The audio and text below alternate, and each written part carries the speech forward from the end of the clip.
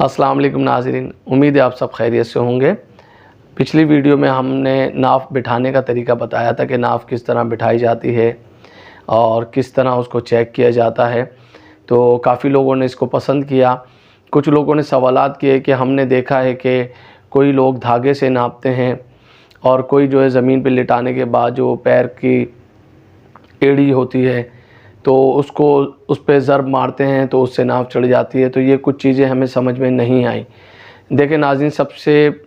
آسان طریقہ آپ کو بتا دیا گیا کہ ناف کس طرح چیک کی جائے گی اور کس طرح ناف بٹھائی جائے گی۔ یہ جو دھاگے سے کی جاتی ہے، اصل میں یہ دھاگے سے بھی صحیح ہوتی ہے، اس کو ہم کبھی یہ نہیں کہیں گے کہ یہ غلط طریقہ ہے، یہ بھی بالکل صحیح طریقہ ہے، مگر مسئلہ یہ ہوتا ہے کہ اس کے لیے لازمی جو بھی شخص ہو اس کا موجود ہونا بہت ضروری ہوتا ہے، کیونکہ اس کی ناف ہوتی ہے، ناف سے دھاگا ناپا جاتا ہے اور جس انداز میں ناپا جاتا ہے اس میں لازمی بات ہے کہ شیڈ کو اتارا جاتا ہے، اور جو پرانے دور کے بزرگ تھے وہ اس انداز میں کیا کرتے تھے۔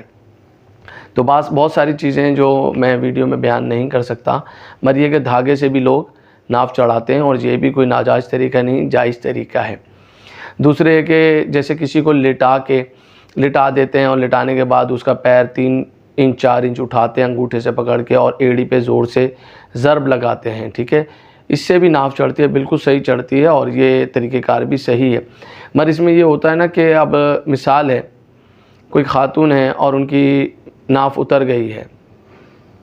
پہلے تو یہ ہے کہ اگر خاتون کی ناف اتری ہے تو پھر کوئی خاتون ہی ہوں جو ان کی ناف بٹھا سکیں، کوئی غیر شرعی یعنی غیر مرد ان کو ہاتھ نہ لگائے،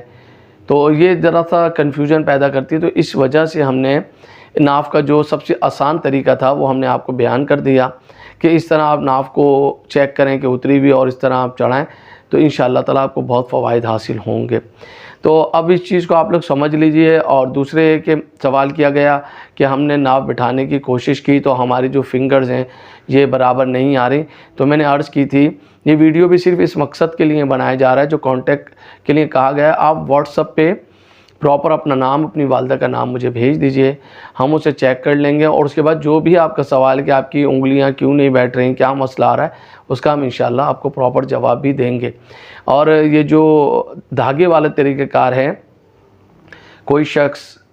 یا کوئی خاتون سیکھنا چاہتی ہیں کہ بھائی ہمیں دھاگے سے ناف چڑھانی ہے، تو اس کا طریقہ کار بھی انشاءاللہ تعالیٰ آپ کو پرسنل بتا دیا جائے گا، اور یہ جو لٹا کے ایڑی پہ ضرب لگاتے ہیں اس کا بھی بتا دیا جائے گا۔ دیکھیں دھاگے سے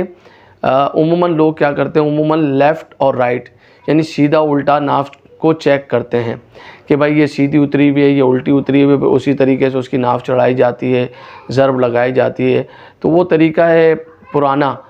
اور یہ طریقہ ہے سمجھ لیں کہ جو استعمال کیا جا رہا ہے مسلسل، یا آپ کو بہتر سے بہتر آپ کو نظر آئے گا۔ جیسے جیسے آپ پریکٹس کریں گے ویسے ویسے انشاءاللہ تعالیٰ لوگوں کی ناف بیٹھتی چلی جائے گی۔ تو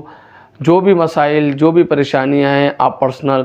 واٹس ایپ نمبر ہمارا چل رہا ہے، اس پہ رابطہ کیجئے، فیس بک پر بھی کر سکتے ہیں، اچھا یوٹیوب کے اوپر کمنٹس میں بھی آپ سوال کر سکتے ہیں، انشاءاللہ آپ کو جواب دے دیا جائے گا۔ اور کوشش کریں کہ اگر ناف چڑھانا ابھی تک کسی کو نہیں آئی